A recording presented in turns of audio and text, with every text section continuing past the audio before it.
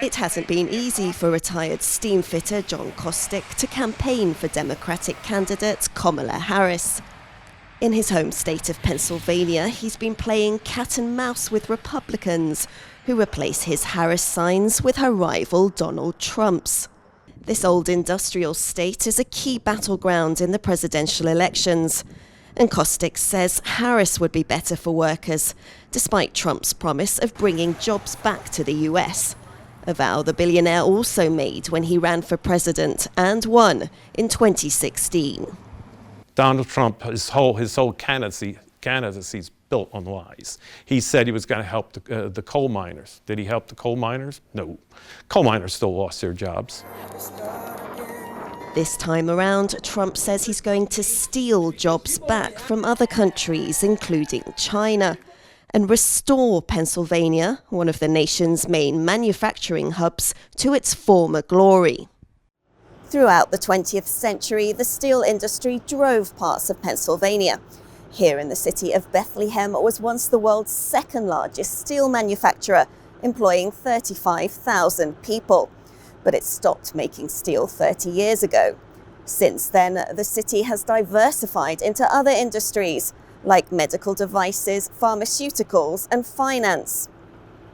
Regardless of Trump's pledge, a former mayor of Bethlehem, Don Cunningham, says it makes no sense to recreate a steel industry of more than 40 years ago.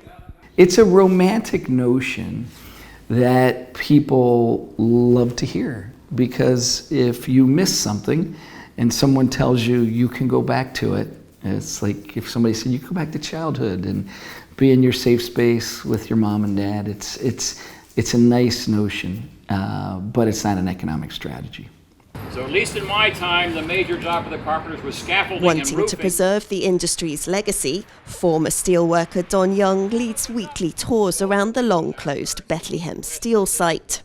He worked here for 37 years and is a Republican, but he's not as passionate about the party's candidate as his wife, Barbara.